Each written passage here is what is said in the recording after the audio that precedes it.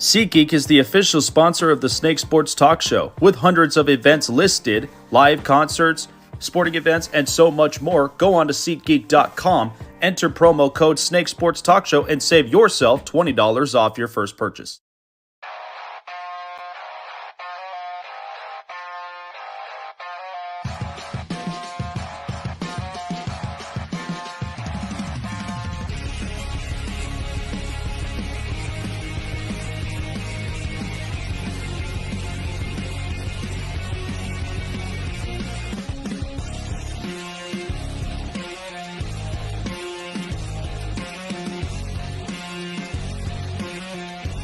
And now, broadcasting live from Las Vegas, the Snake Sports Talk Show with Jake Silva starts now. All right, ladies and gentlemen, here we go. We are live back again on a Wednesday here. This is the Snake Sports Talk Show, wherever and however you may be watching and listening, live on all platforms, iHeartRadio, Facebook, YouTube, Twitter, Twitch, Instagram, and TikTok. That is where you can like, follow, subscribe, and hit the bell button to keep you up to date on future and past shows. Taylor joining us, of course. Taylor, it's that time again. Prime predictions. I am excited for this today because last night we got the best of a lot of them from last night. And so today it's going to be a lot of fun to really break down, but we've got some interesting stuff we really have to break down here up on the show. Absolutely. There is some news around the circuits that I'm excited to get to. All right. So this just broke out literally just hours, just before the show even started. So the biggest news around in the NBA world, Damian Lillard has been traded to the Milwaukee Bucks. Good hell. That is just amazing to just see a trade like this.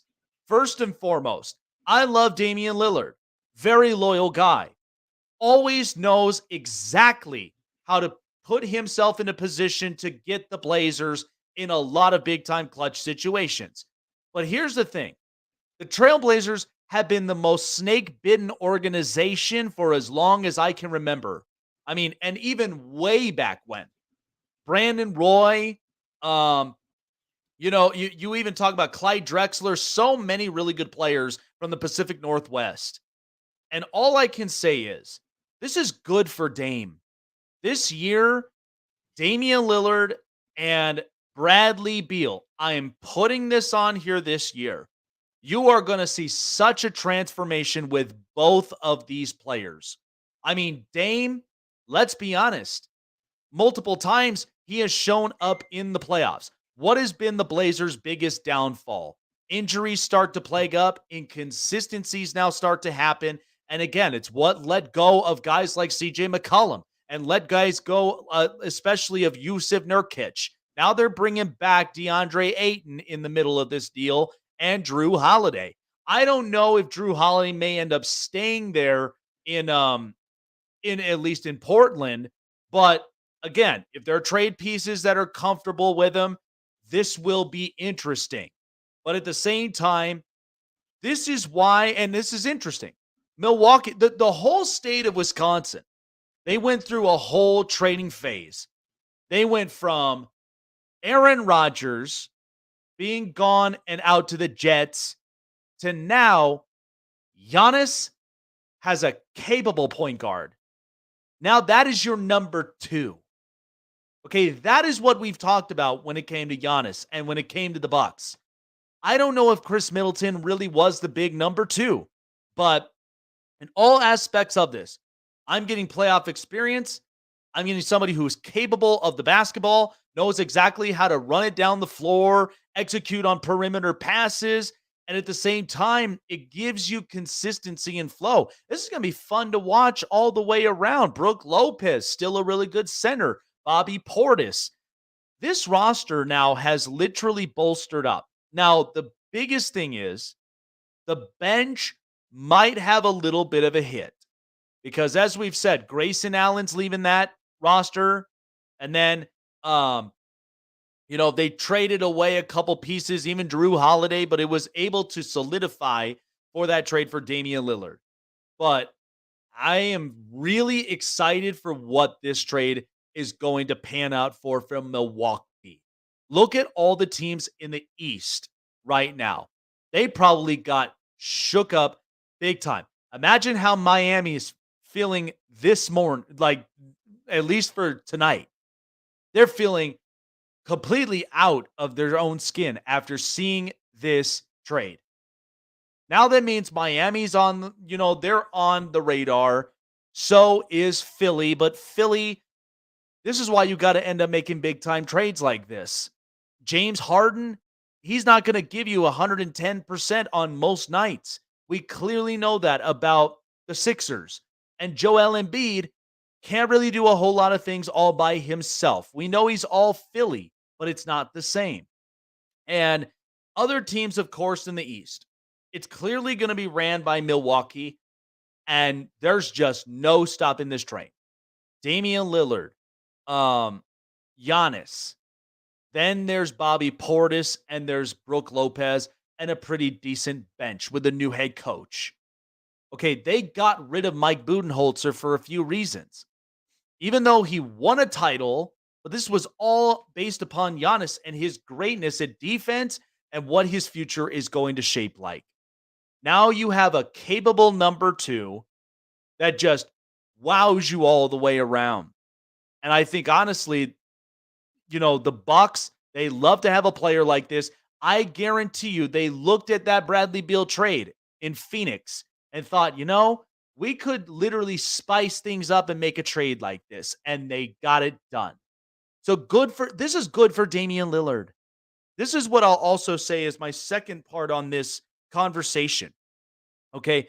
The Trailblazers for years have never been that kind of team that would take a lot of those steps over the top. They are a fun team out of the Pacific Northwest who had a lot of really good players. Clyde Drexler, Brandon Roy, the list itself goes on. You had Dame, you had CJ McCollum, you had a bunch of other really good players along with this. And they also drafted Scoot Henderson, who I think, honestly, that is your future. So you're doing Dame a favor by sending him to the most reliable franchise that you can think of possible in the NBA world right now. Denver's fresh from a title. And then now you got Milwaukee, and I feel like Milwaukee's odds literally blew the roof off after hearing this. And Damian Lillard, for at least, years, I think it was 12 years he's been in the league. Most loyal, yet very creative, yet clutch player when you needed shots. Dame was always on time. Always on time. The thing about the Blazers, and again, this is also part of the reason that Damian Lillard needed to seek, new space, new place. It's okay to have, fresh new places. It's always good to have a change of scenery when it comes to if things aren't working right, whether it's in your job or whether it's in your relationship or maybe it's where you live. People make changes for a reason. They want to grow. They want to thrive. Dame, I know at some point wanted to win a championship. Can you blame him? And Milwaukee could be that team to do it. The Eastern Conference doesn't look as strong and as top heavy as the Western Conference is. I mean, you looked at a lot of these teams in the West. I mean, Denver, they're very capable of doing it. They're fresh from a title. The Lakers showed up and they ended up going into the Western Conference final. So there's all sorts of factors that play into this. Okay, and Portland, they never could end up getting over the top. They were a poor man's Golden State. Okay, Dame, excellent. Was clutch on a lot of plays. And then you had CJ McCollum, who would give you the points, but eventually kind of shrank in some places. And it seemed a lot like they were trying to copy a little of what Golden State was trying to implement when clearly it's not Steph Curry and Klay Thompson on this roster. Okay, and they've gone through coaches. They've also gone through a lot of different bench players. Yusuf Nurkic, we probably would have said oh, we would have expected the most out of this kid, but became injury prone. Not exactly, the kind of player that we all have hoped he would be. But that's happens. So Milwaukee was willing to give up Grayson Allen and Drew Holiday. Drew Holiday, really good, smart point guard, good at defense, and also is real good when it comes to scoring. They solidified that. They got Dame, they got at least a scorer, they got somebody who's a really good passer, and can open up spaces either within the perimeter or all around the arch. That's what he can do. And you've got Bobby Portis who can crash in right in the middle of the perimeter. Chris Middleton, who probably will give you secondary points when needed, but he doesn't have to feel like he has to be the second man up. That's all Dame now. And then you got Giannis, who's clearly the superstar currently in the NBA. This was a match made in heaven. And for the Blazers, what it did them is that they got good quality players. They got DeAndre Ayton, they got some size, and then all of a sudden they end up getting a couple of really good players in the middle of this mix. But Phoenix, they actually upped their bench. Yusuf Nurkic, Grayson Allen, good defensive heavy team. They look pretty serious to me. I think if you really had to look at the NBA odds, because I don't see a whole lot of teams, at least in the Western Conference, outside of Denver, outside of, a couple of other teams who I think could make the most noise. But out of those teams, Phoenix wants to get back in the final. They've got at least the players and the bench to do it. Milwaukee, they want to be back in the finals.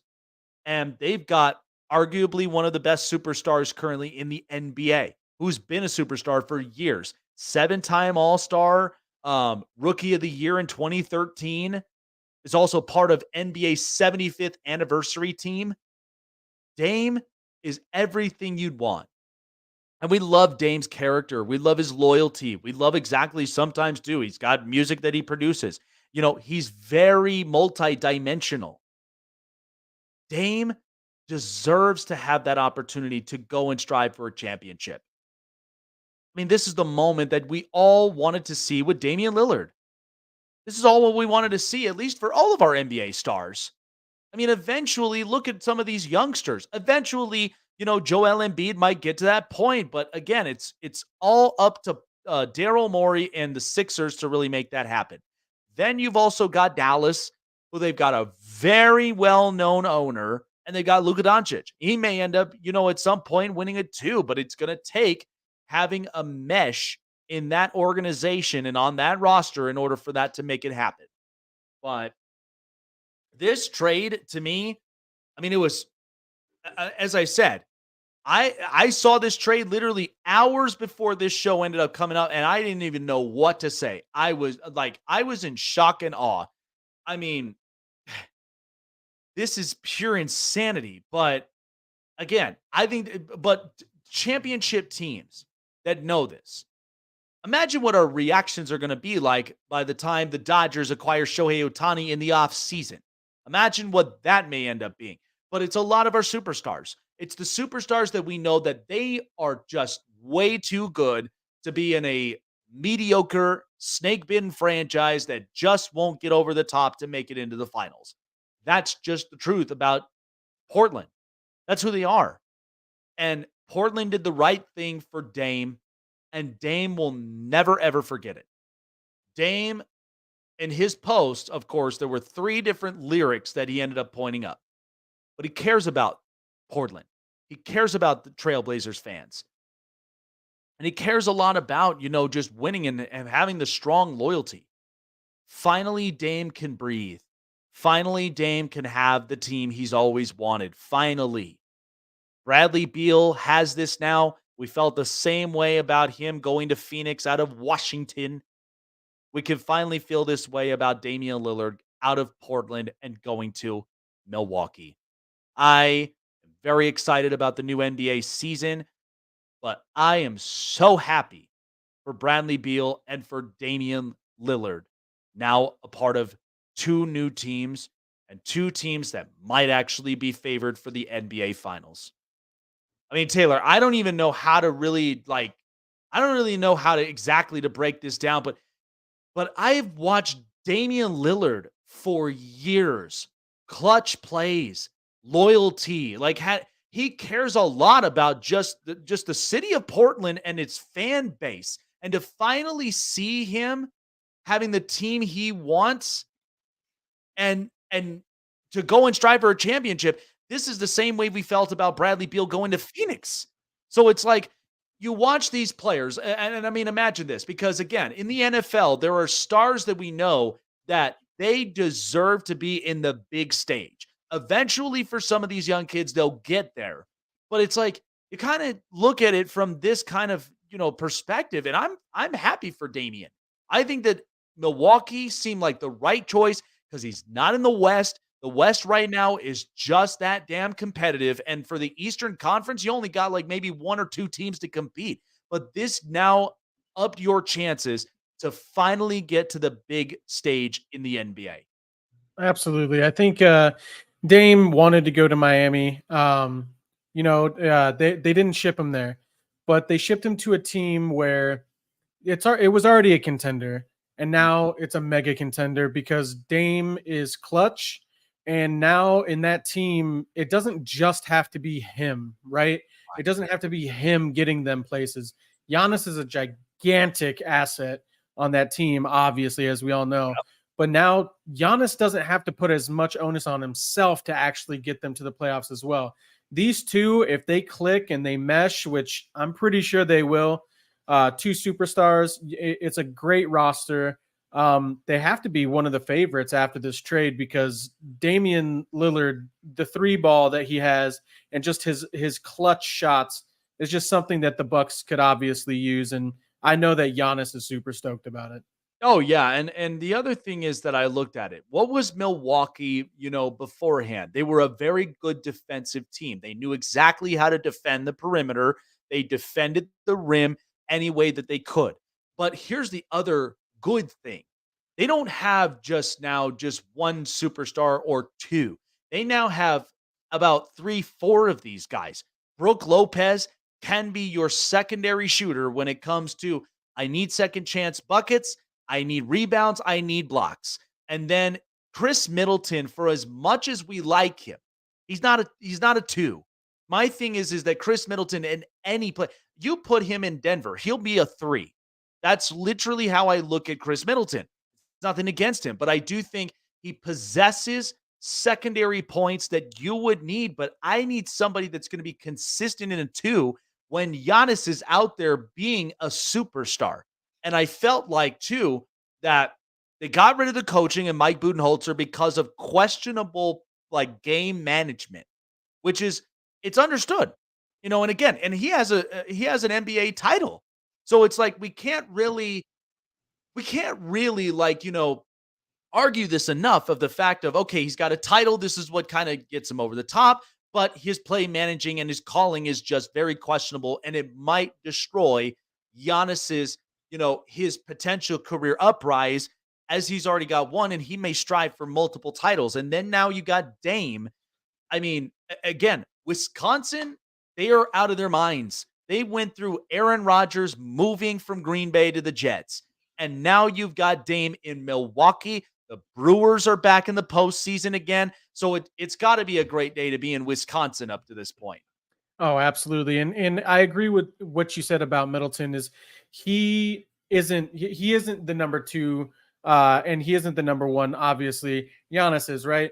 But Yep. this will take pressure off of Middleton, which is going to be a good thing because it makes it to where he doesn't have to take shots that he would normally take. Dame can take those shots and be more accurate and make more of them, where Middleton can now play second fiddle and not have to carry as much weight on his shoulders.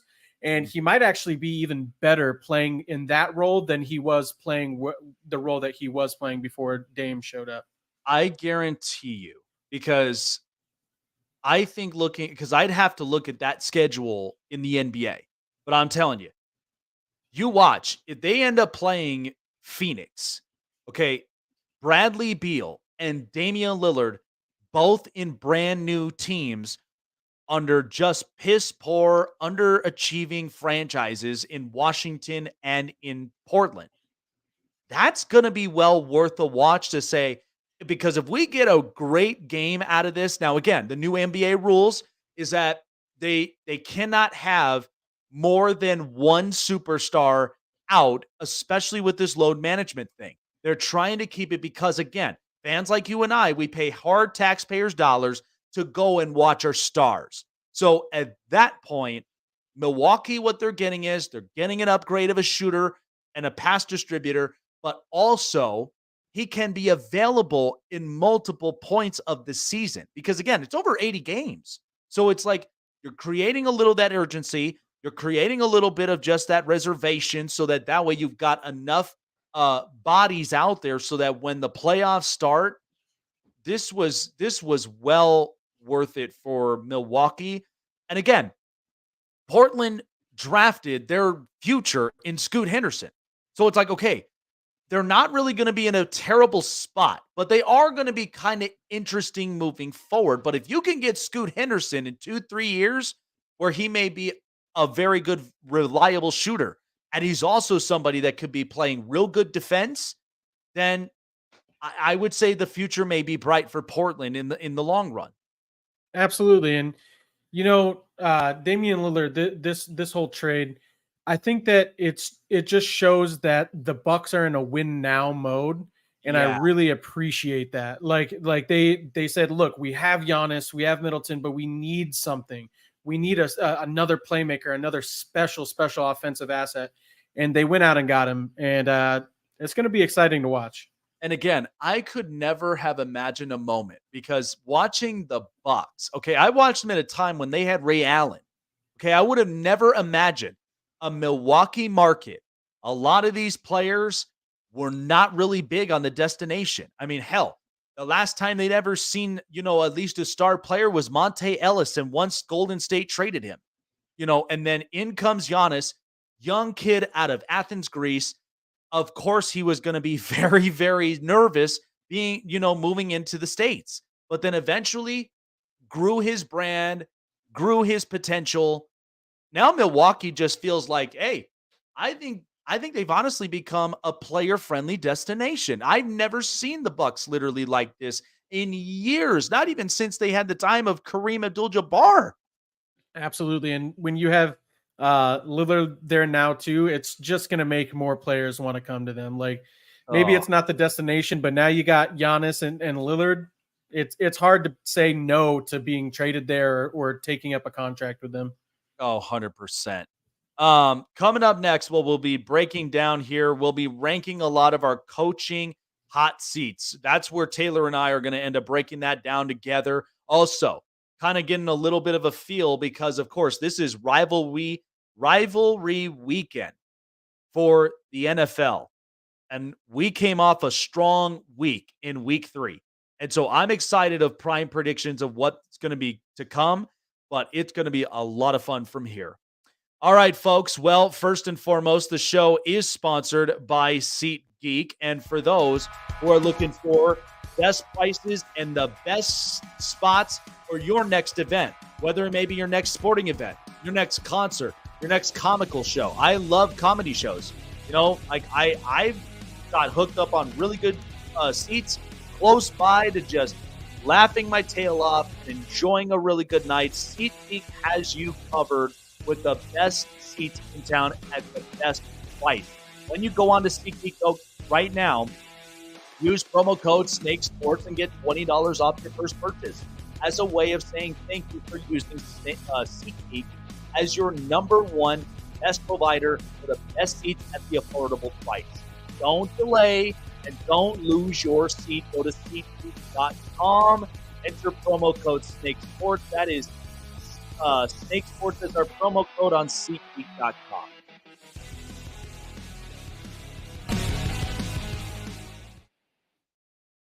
Snake Sports Talk Show is sponsored by Muscle Tech, with hundreds of supplements and vitamins to choose from, all packed with 100% all-natural proven ingredients. You can be sure that Muscle Tech will give you the edge and the boost to train and look like your fit and healthy best, whatever your goals are. Try Muscle Tech today and use promo code SNAKESPORTS to save 30% off your purchases. Robert Lyle hosts Between the Lines podcast Wednesday at 2 p.m. Eastern, 11 a.m. Pacific on Sports Wave Network. Key Williams and Dante Criswell star in 7200 Seconds podcast Tuesdays at 5 p.m. Eastern, 2 Pacific on Sports Wave Network.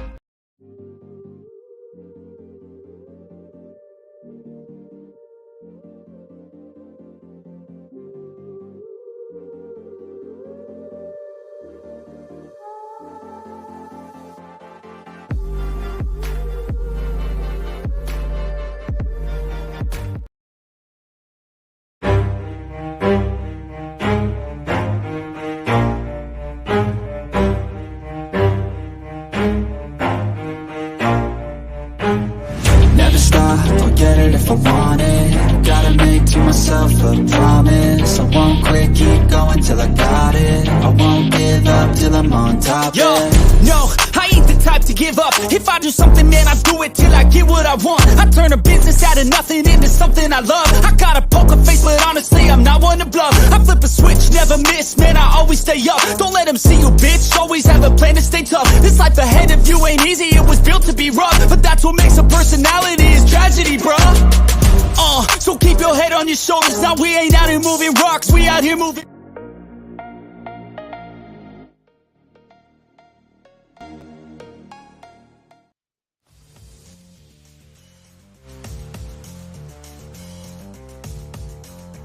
Don't forget to check out some of the great stuff from Muscle Tech. Whatever you need, proteins, vitamins, and so much more to go. Definitely check out Muscle Tech. All the best, packed with 100% natural proven ingredients to give you the boost and edge for your fit and healthy life, whatever your goals are. Check out Muscle Tech. Use promo code SNAKESPORTS to save 30% off of your purchases. All right, so I was definitely going to do the preview in this game, but I'm going to leave that for later here on Prime Predictions. But, however, Taylor and I, before we get into the news, well, actually, you know what? Let's go ahead and do the news from here because I do want to see what the hot seats are going to be like for some of the coaches after 3 weeks in the NFL. So let's go ahead and get to Taylor with the news. This is the Hot Press. What is up, guys? So we got a quick little list to get through today. It's going to be it's going to start with Austin Eckler. He actually got in a practice today. It was a limited practice. It looks like he's actually aiming to make a return this week. Really thought that they were going to keep him out of this game and head into the bye week and let him rest, but we'll see. It is a rivalry match. You know, they got to win this game, get to 2-2. So it looks like he's practicing again. That's good. This is good news great. for the Chargers, honestly, because again, rivalry week. We know that, against the Raiders, that defense right now for them, because again, I don't know if it'll honestly end up going this route. Now, Prime Predictions might say otherwise, but at least you have your star back, coming back. Josh Kelly, I thought, did a decent job, but it wasn't the kind that Austin Eckler could normally do on a regular basis. So at least you'll have a star, your star running back. And now, again, in the end, they're down with Mike Williams for the year, but hopefully this is what's also interesting. What I've noticed about the Raiders this week is that the Raiders, they've had a tough time in 3 weeks with rookies. So Quinn Johnston is a rookie. That might be interesting to keep your eyes on up on here. I think Kellen Moore is really going to get the best of this offense this week. I sure hope so. And then we have Lionel Messi is ruled out for the U.S. Open Cup final match. That is obviously a big loss for the team. It's unfortunate. We all love Messi.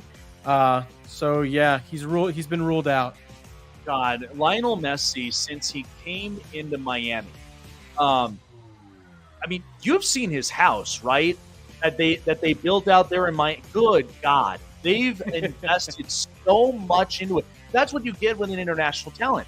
And as I've said before, This is going to be the similar treatment when we watch Shohei Ohtani, even though he's staying in Los Angeles, but is on the other way of the freeway belt. When he goes to the Dodgers next year, okay, this is what's highly anticipated about this. The amount of just ticket sales and the amount of merchandise sales makes such a big difference, and it really does get back to the franchise, which is why that I think you watch guys like Lionel Messi, who's been doing this thing for years, and he's been nothing but loyal to Barcelona, and he's also been very loyal when it comes to Argentina. And then now you see him in Miami. It's just like, now this is a crushing loss, because I thought this was honestly going to be a year Messi was going to do something, like do the impossible. I mean, we talk about Cristiano Ronaldo all the time, but sometimes we have a tendency to forget Messi. Just anytime he's out on that field, I mean, just magic just starts. It's such a special moment. Absolutely. Crushing blow. The last bit of news that I got for us is Bryce Young is actually on track to play against the Vikings. We'll see if that happens, but if it does, that means Andy Dalton is sitting, and I actually like the Panthers less in that matchup with Bryce Young at quarterback. Oh, 100%. And again, you're talking about a young quarterback coming back from protocol. So, and here's the thing. Minnesota is pissed that they're 0-3. And again, the Chargers could have coughed up that game. They did it 6 times. But Minnesota, the only thing is that they have a very concerning defense. That's what was been the problem. They were only one play from turning this whole script around. Now they're 0-3. You're going into Carolina. Now, you, of course, are having a date with your former receiver, Adam Thielen. But in the end, Minnesota, I like Minnesota more in this week, because I do think 0-3, they'll be the team that wants to get on fire, that wants to be the team to really make the difference. I think this week, I mean, I'm going to get good spurts out of Bryce Young, but I'm not going to get the same as he is when he's 110% healthy. So I like Minnesota this week. I just think they're going to be the team that really wants to get that first win on their belt. Absolutely. I agree. All right. Taylor with the news here. This is the Hot Press. So what Taylor and I are going to end up doing from here is that right now we've got coaches that honestly, they are on the hot seat. Now we're going to determine how hot that seat is. Because again, I eat Taco Bell and I do love, mild, hot, real spice. And then we got Diablo. So this is going to be interesting from here. So I think I might actually do something here that, like my friend Taylor as well, we'll do it as at least Taco Bell style. So we're going to do this thing where we're definitely going to end up checking to see exactly what we think of some of these coaches. So, okay, so let's break it down from here. All right, Brian Daboll and the Giants. I'm going to go with mild sauce here in this one, because here's the thing. Brian Daboll is the reason the Giants got into the playoffs in the first place. All it took was strong head coaching. You're also dealing with the New York media and their fan base and that organization as a whole, all their mess. And you've elevated Daniel Jones. But right now, to be honest, they don't have the right quarterback. I think they have the right head coach in place. But Saquon Barkley said it best. This is why he got pissed. This is why he sat out for as long as he did, because he felt like they paid the wrong position there. Daniel Jones was only getting complimented a lot of those plays from his players, and especially Saquon. That's why I'm like, Brian Daboll had to clean this thing up. So I'm going with mild sauce. I think his job's safe. I absolutely agree with that. It's definitely mild. Look, he went from Josh Allen and having a decent roster to the Giants. Like what? He has Barkley, no wide receivers, not really a great defense. Daniel Jones heading the quarterback position, and he's getting paid entirely too much for what he's worth. It's mild. I think that they probably go out and they find some weapons for him heading into the next season, but I don't think it's the head coach's fault in this situation. Oh, 100%. All right, Dan Campbell of the Detroit Lions. There's been some vast improvements from here, but I'm just going to say this because I'm going to go with hot sauce on this because, first of all, the thing that I like about Detroit is that they've got a very good offensive coordinator in Ben Johnson. That gives you some real good edges. But he is a defensive guy. I'm expecting that defense to really kind of clean themselves up. Now, they had a really good week against Atlanta where they held them to 6 points. That's a real good spot. But there's going to be games this week facing Green Bay in Lambeau. We've got a couple of other really good NFC teams like the Niners and many others that may be a tougher competition. But I think still, Dan Campbell, they might get one more out of this thing. But I think hot sauce is right because he's got one thing going right for him, but then the other he's kind of has to address a little bit with the defensive play call. I get it. I would still go mild here, and the only reason that I will go mild instead of hot is he's building a culture, right? He's got that locker room absolutely behind him. He has those guys playing at a level that they're not used to playing at, right? Jared Goff looked great in a lot of these games, and that roster is just starting to move in the right direction.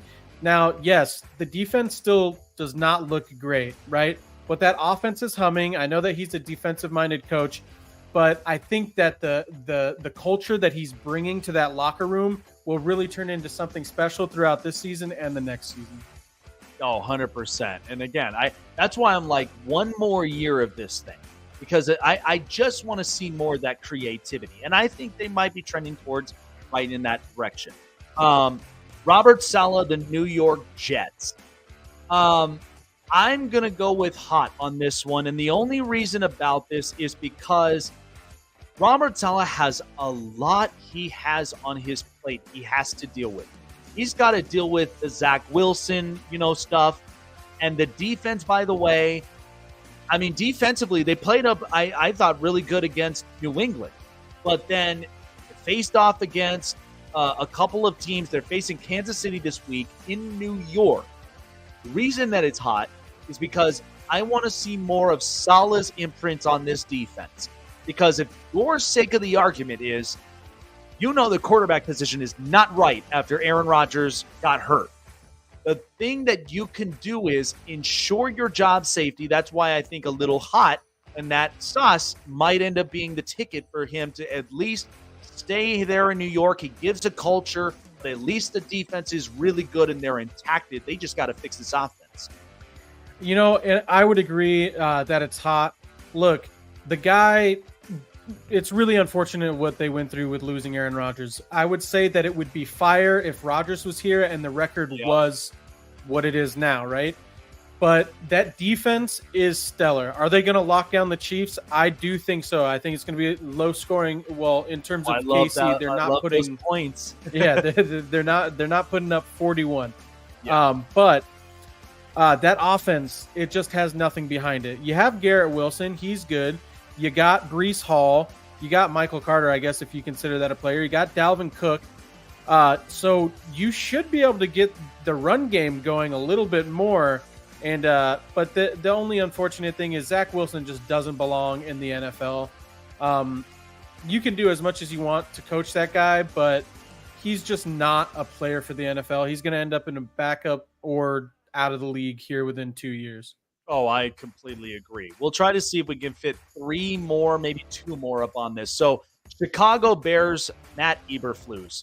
I'm going Diablo sauce on this. Look, I'm sick and tired of seeing this defense, this defensive culture again and again and again, and they failed Justin Fields miserably. I don't know what to think of this game against Denver, at home. This is just not really the kind of homecoming that you really want if you're the Bears, but they need to change things up. Now I'm starting to hear Luke Getsy. He doesn't have his magic touch on the offense. This is just too much of a mess. And again, this has to start with the upper office with the McCaskies.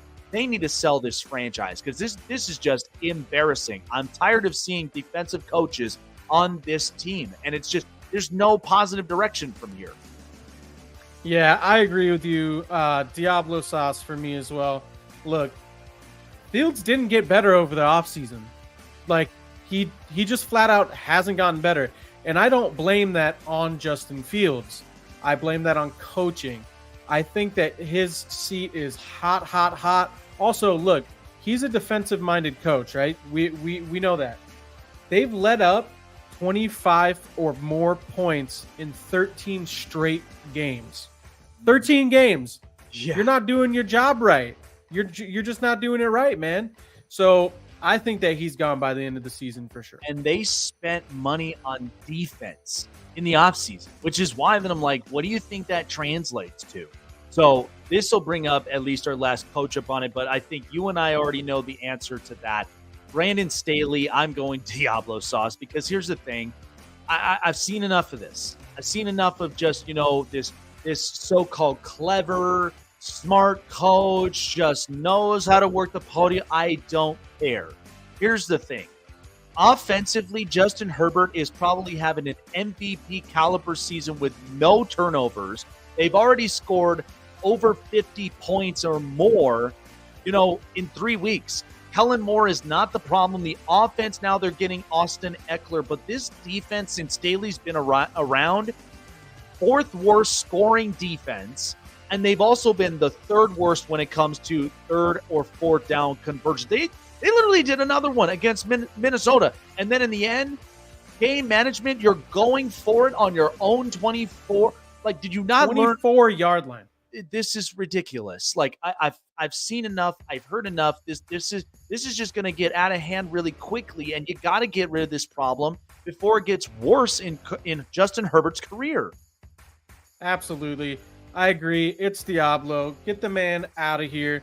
Look, I get it. They won that game. But they only won that game because the Vikings found a way to lose that game.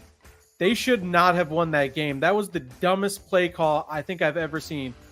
Now, here's the thing. He's a defensive-minded coach. He's one of those savvy new young head coaches that everybody was like, oh, this is a great hire.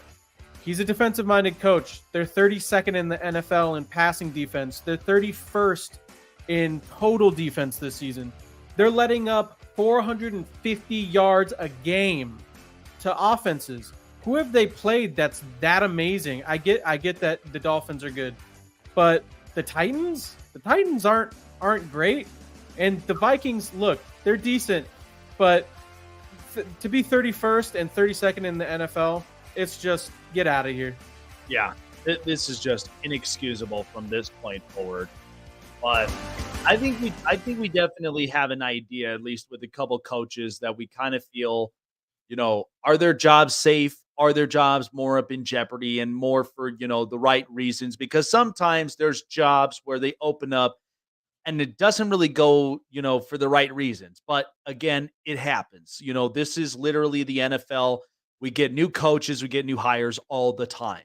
So, but this will be interesting to kind of see the rest of the year through. But all right, so Taylor and I had a very good bounce back week. Taylor got one more win above me, and I got to 11-4, him at 12-3.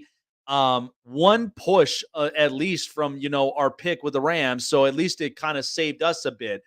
But week 4, rivalry week, I've been waiting for this. So here we go with Jake's prime predictions and commencing. Let's turn it up. It's Jake's prime predictions.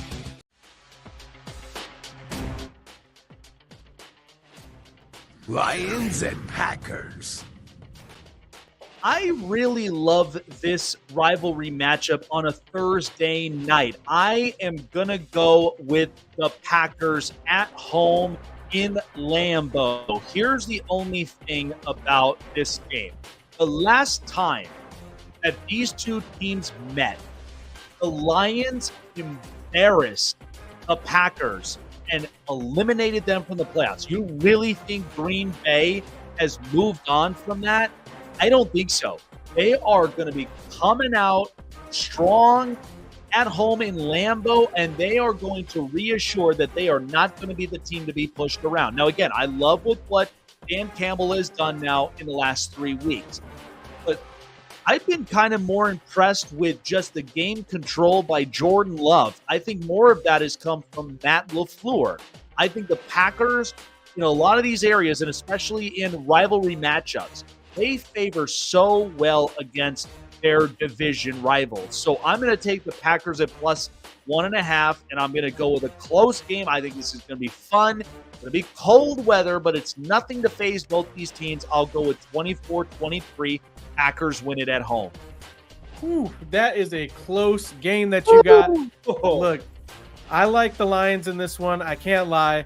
I just think that the injuries that are plaguing the Packers right now, it's too much. Christian Watson, Dobbs has been hobbled. Aaron Jones is hobbled. Jair Alexander. I just don't like how they're going into this game not completely healthy. If they had Aaron Jones, if they had Christian Watson, I'd really like their chances a lot more. I think the Lions are just healthier, and they got a little bit more of an offense than with Jordan Love. I'm going the Lions 24-20. All right, I like that one. Well, let's hit the road to our international game, 6:30 a.m. Falcons and Jaguars.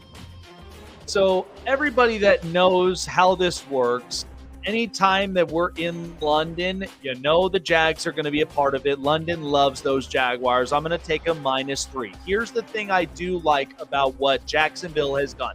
Even in some of their close games that they know they get embarrassed on, they actually do play very well on games that, even if they had a 1 or 2 game losing streak, they don't sit on that for long. Doug Peterson and Trevor Lawrence, they will figure out ways to run their offense. Calvin Ridley's been really, really good for them to the start of 3 weeks, but I think they'll fully figure themselves out. And here's the other thing. This is what I mentioned too. International games like this always stand for a big show. And I think Bijan Robinson really is going to end up showing in his rookie debut on the road in international territory in London. I think this will be a fun game through and through early morning. I don't know if I might catch that early in the morning because I got to get up at normal times, because my normal times I'm getting up at 4:10 in the morning and from Monday through Thursday, but I'll catch a bit of this. I'll take the Jags to win in London 27-21. I like it. I like your pick. I'm going with the Jags as well. Look, the Jags did not perform well last week, but this isn't an in-division game. This isn't a rivalry game. The Jags will find out, and they'll find out their offense a little bit more this week. Also, if they go across seas for some reason, it's like a second home for them. So this is like a home game for them. I have them winning 24-20. All right. Commanders and Eagles. I always had a theory to say that teams that get embarrassed the previous week always often play strong. I'm going to take the Commanders +8. And here's the thing. I do think Philadelphia will win this game. But did you watch how Philadelphia's pass game literally looked? It didn't even look that pretty. Jalen Hurts, I think eventually is going to find his groove and his rhythm. But here's the thing I will compliment about Washington. Their pass rush and their corners have actually been playing really decent. Now, it's unfortunate they got boat raced against, Buffalo, but here's the thing. They find ways to strengthen themselves up and to come back the next week ready to play. I still think Philadelphia wins this game. Sam Howell may end up getting at least a couple of some good throws, but I think this will be fun to watch. Philadelphia wins. I'll take the Commanders points at +8 because I don't see this really being a kind of game that Washington's going to let it slip out their fingers. I'll take it 28-24. I like it. Look, the Eagles, I got the Eagles in this game. I think that they win by 10 points at least. The Commanders have to go to Philly, and they just got boat raced by the Bills. Philadelphia, I personally think that they are better than the Bills. This might be the game I personally think Jalen Hurts actually gets back on track, and he finds his rhythm and he's able to get his wide receivers open, because this Commanders defense isn't as good as everybody might think it is. Ron Rivera, I also think, is one of those coaches that we could have added to the hot list seat. I just don't think that he's that great right now. I have the Philadelphia Eagles beating the Commanders 32-16 in a blowout victory. Wow. Buccaneers at Saints. Even though I do like the Buccaneers, I still am going to end up trying my luck with the Saints here, because here's the thing. It's different if they were in Tampa Bay, but since they're in New Orleans, this is kind of tough because you're facing against a battle-tested defense. And the Saints, they have lessened a lot of their points to opposing offenses. So that tells you Cam Jordan, Demario Davis, and a lot of their good secondaries with Marshawn Lattimore, they really do know how to be a lockdown defense, and they keep games close. Now, again, they may be without Derek Carr this week, so the potentiality that you're going to have Jameis Winston on this offense is probably more likely to happen than not. But I do think that because the Saints being up at home gives them a little bit of reassurance, Tampa's defense will probably try to play alongside with them. I'm going to take the Saints at -3 on the points, 24-20, comfortably at home in the Dome. This is funny because I actually have that exact same prediction. Saints -3, Saints 24-20. The reason that I like the Saints so much in this game is because that defense is nasty, right? And the Buccaneers just versed the Eagles, the Eagles defense is good, but it's not the Saints defense. The Saints defense is absolutely locked down, and the Buccaneers couldn't move the ball on Philly. So I don't see them moving the ball very much on this defense. And there's another thing at play here. Jameis Winston used to play for the Bucs. This is a little bit of a revenge game for him again, and it's a division rival. I really like it. All right. Bengals at Titans. Well, I know that this game really didn't end up, looking as great, at least up on paper. But again, that's the question mark about Cincinnati with their franchise quarterback. I'm going to take the Titans here at +2 because in Tennessee, this team usually at home, they play hard and they play very well situationally. Now, Ryan Tannehill didn't look his best last week. So that defense really had to look at him for the answers and the support that they needed in order to keep these games close. Now, again, if Burrow plays, still might be a little bit of a similar outcome because of that aggravated calf. Now, if he doesn't play, Jake Browning, we know, will be the quarterback at least to be in that spot. But I'm still going to end up taking it because I think they're going to get hit more with the ground and pound game that Tennessee possesses. I'll take them to win, take the +2 points. That's well worth the risk, 23-21. I like it. Look, I have the Bengals -2.5. I think that they can win this game by 3 points. I also think that this is going to be an extremely low-scoring game. Yep. Cincy's defense is decent. It showed it against the Rams. The Rams have been putting up a lot of points, and they lock down the Rams, right? Tennessee doesn't have a prolific air attack. They do have running attack, but guess what? Derrick Henry hasn't looked the same this season, and now he has some guy named Tajay Sharp taking snaps. Well, guess what? Tajay is averaging like 3 yards a carry. Not really scared about their offense at all. I am scared about the Bengals offense. I think that this is going to be a super low-scoring game. I'm taking Cincy 19-13. All right. This is definitely going to be one of those interesting it's going to be one of those interesting games, but I'm with you on the low points up on that. I think that's going to be well worth the take on the points. Rams at Colts. I literally looked at this game, and I love how clever that, the offense was with Sean McVay. And I think it's going to get even more clever. Now, the question mark is Anthony Richardson. He's coming off a protocol.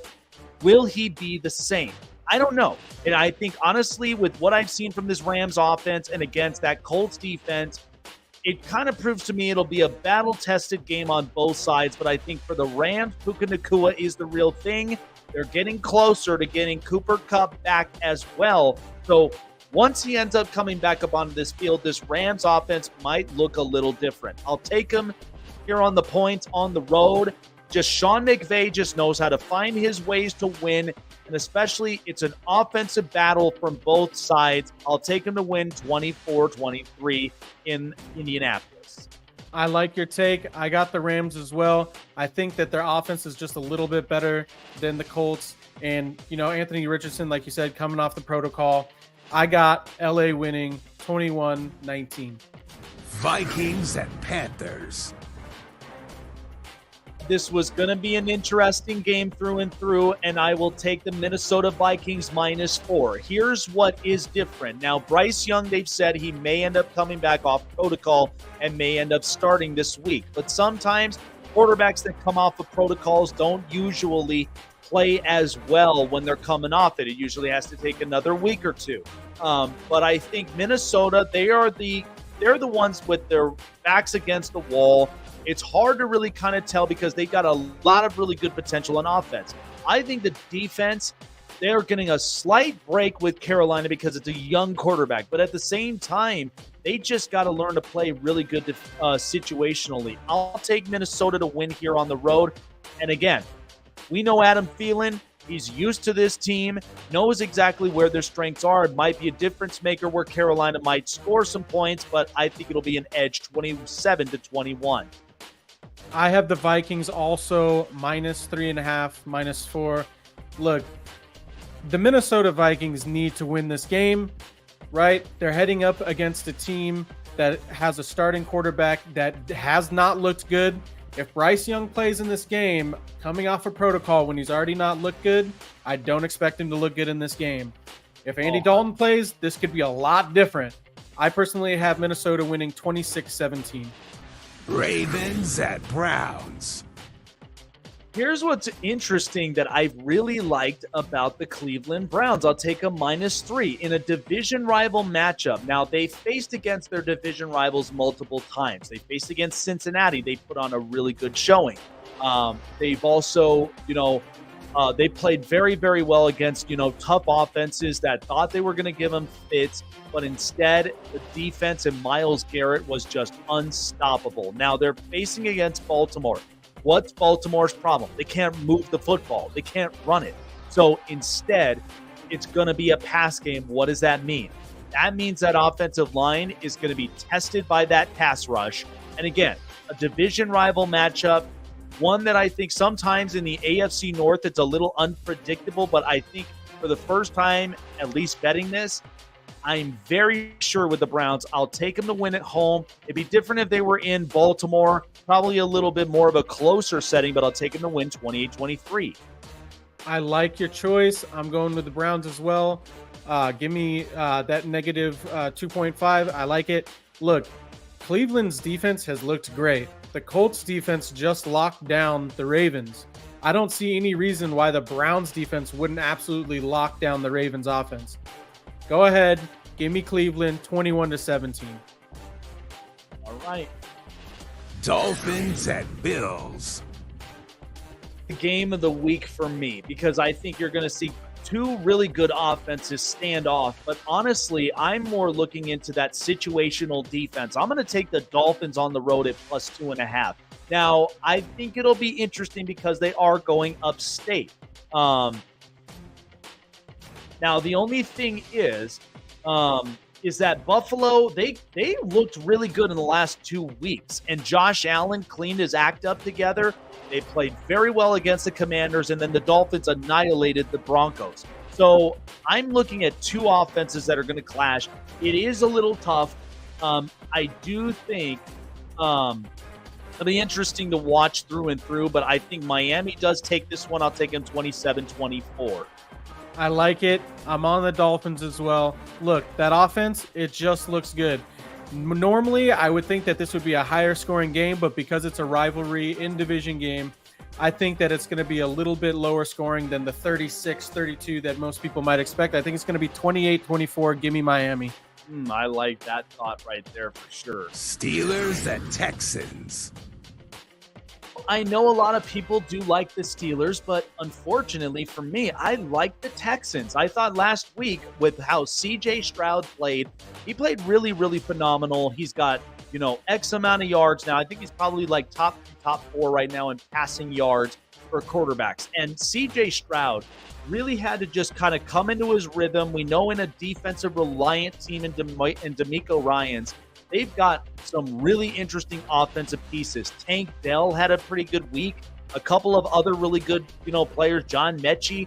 The thing about Pittsburgh is that you're looking at an offense that is rebuilding, but they have some really good possibilities. But the problem with Pittsburgh, Matt Canada is just too conservative. Sometimes you just got to be, creative with that offense. You've got Deontay Johnson. You've got George Pickens. You've got a bunch of really good talents. How could you not be creative? I think this may be a struggle for Pittsburgh here. Again, they took a win, last week, but they're just playing an awful lot of these close games. I think this slips by them in Houston. I'll take the Texans to win 23-20. I'm on the Texans as well. I like them +3. Look, Houston looked great on offense in that last game, right? CJ Stroud, I watched him in the preseason. He's been looking very, very good. I really like this team, and the Steelers' offense, I hate. Pickett doesn't look great. Najee Harris can't run the ball. Give me Houston 21-17. There you go. Broncos at Bears. I didn't really know exactly how to break this game down really well, but I will say this. Now, the only difference is that the Bears, yes, they got embarrassed, but the Broncos got absolutely horrendously humiliated. What do teams usually do when that comes about? Just like I said about the Commanders, I will take the Broncos -3. I think teams that do bounce back up on this. By the way, I heard some news that apparently in the locker room after that embarrassing loss, that Sean Payton and Russell Wilson's relationship has actually gotten better after that onslaught. So that tells me that the message was sent from Sean Payton that no more of this. You've got to play better than that. And I think, again, it's accountability on all ends. Defensively, they got to play better. I think this is the perfect opportunity to do so. With Chicago letting down Justin Fields, I'll take the Broncos to rebound and win for this week, 24-20. I like the Broncos in this as well. -3. Look, Russell Wilson, you can say what you want, but he's better than Justin Fields. He has more experience. The team is more experienced. The head coach is better. Look, both of these teams got demolished last week. One a little bit worse than the other, but both of them did not do well. I like the offense of the Broncos more than I like the offense of the Bears. Let's go ahead. Let's give Denver this win, 21-14. Raiders at Chargers. Absolutely love rivalry games like this. And on rivalry week, the only difference is I felt like I could trust the Chargers up on this one, but unfortunately, I'm going the other route. I'm going to take the Raiders +5.5. Here's the only thing. Again and again, Brandon Staley just knows how to cough up lots of different situations. And again, going for it on your own 24-yard line is just mad embarrassing. I can't stand it. I think this is going to be a close enough game. I do think the Chargers win because luckily at home, they're getting a little bit of some juice. They're getting some boost up here with that offense. So I'm going to take them to win 27-23. With those Raiders points, it's going to be a close one because I'm really concerned about that defense. I totally get it. Look, I got them. I got the Chargers -5.5. Look, Jimmy G might be in concussion protocol. He might not play in this game. I don't know what that offense is going to look like because Josh Jacob currently can't run the ball, and their defense is horrendous. Although on the Chargers side, you have Brandon Staley who can't make a decision, and you also have the loss of Mike Williams. And if Austin Eckler doesn't play, this offense can look a lot different than we're used to seeing it. I still think Kellen Moore has a great game plan against a shoddy defense. I have the Chargers winning 28-21. Patriots at Cowboys. I didn't trust, the Cowboys after the performance that they end up playing last week against Arizona. I think they're going to be very much tested. This is yet again another matchup against Bill Belichick and the Patriots. I'll take the Patriots +7 because you're telling me that even after just miscommunication and just that kind of play against Arizona that you're going to give them 7 points, please. You're really Trayvon Diggs reliant on it because of just the pass. Now, here's the thing. Dak Prescott, we know he kind of looked a little limited. Now, again, there might be a little bit of some signs of early injury with this season, but I just thought the way that, Mike McCarthy was looking after his quarterback. But again, I thought there was some conservative play there, not against Bill Belichick, and he's really used his defense to the best of his strengths. I'll take New England to win and upset those Cowboys 24-23 because you really want to be battle tested on a defense. That's why I said you did not want to end up losing that dud against the Cardinals, and they just paid the price. They're going to pay it even more against New England. Wow, I like that upset pick. Look, I can't say that I agree with it. I have the Patriots covering the 7 points because I just don't think the Cowboys are that strong. However, I think that this is going to be a really low-scoring game. The Cowboys offense could only put up 16 against the Cardinals. Didn't look great. Patriots offense against the Cowboys defense that's reeling. I can see this being a low-scoring game. I personally have the Cowboys 21, the Patriots 19. Cardinals at 49ers. I think there's really much to cover up on this. This is minus 14 points. It's a lot of points to really kind of give, but I will say this. Arizona did play at least a couple of games situationally against the Cowboys last week that I thought were very impressive. Now, there are some slow signs that Arizona, they've got something interesting that's in the works. It's not there yet, but it is interesting where it might give some team fits. I just don't think this is the week they're going to do it against San Francisco because they just are too good offensively, defensively. And again, with a backup quarterback in Josh Dobbs, not exactly the week I really would see. I'll take the Niners to end up winning 35-13 on this one because that pass rush is just going to be way too much for Josh Dobbs to handle. I like it. I like the choice. I'm actually on the opposite side of this one. I have the Cardinals plus 14. Look, that's 2 touchdowns. And as much as everybody thought that the Cardinals were going to be a really bad team this year, they have proven to be otherwise. They've really stuck around in some games that people didn't expect them to. Now, look, I don't think that they're winning against the 49ers at all. I think the 49ers are still winning by a comfortable lead, but not 14 points. I'm going to give it San Fran 32-21 for the Cardinals. Chiefs at Jets. This is interesting. And now, again, the Chiefs had such a field day against the Bears. They're not going to have it this week. And especially at 9.5 points, you're on the road in New York. I'll take the Jets plus 9.5. The only thing I loved about it is the Jets were able to contain Mac Jones as much as they could with pressures, with rushes, and then at the same time, couldn't really get a lot of his receivers open. Now, again, young receivers here for Kansas City, which is what makes it a big difference. So I expect Sauce Gardner. I expect a couple of those corners to really shut down these young guys and kind of show them up a little bit. So that means Mahomes going to have to be a little bit more reliant, and that's where, Kansas City, they'll still win this game. I just don't think it'll be the same outcome as it did with the Bears. I'll take 27-23. Kansas City wins, but Jets cover the points. I like it. Look, I'm on the Chiefs side, and the reason that I am is because much like with the Jets versus, I think it was the Cowboys a couple weeks ago, I don't see how they score in this game. Look, the Chiefs' defense is much better than it has been recently. Like, that defense is playing very good football right now.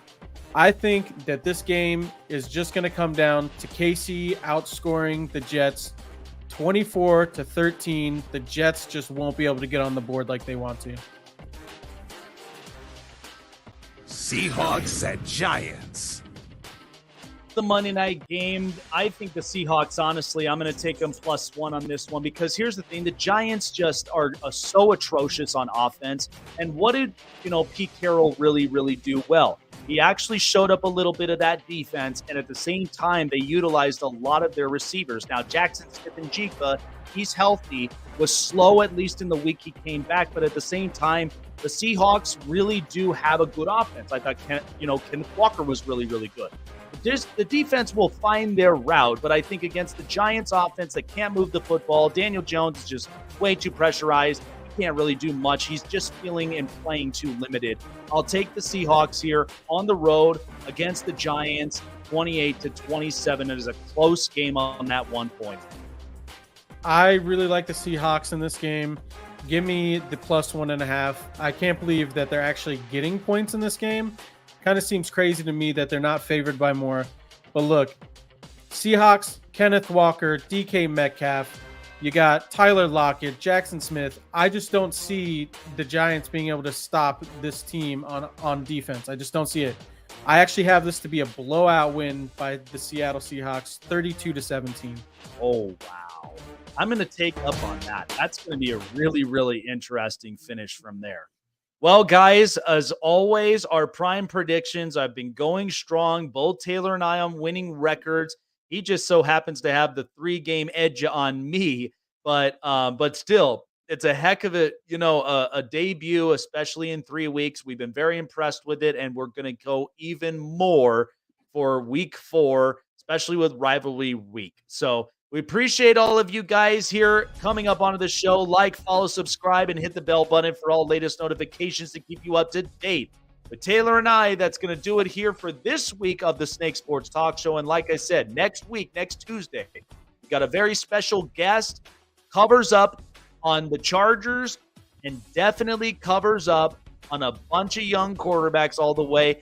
She's going to have her thoughts on 4 weeks into the season. Don't miss that up on Tuesday. You can't miss this.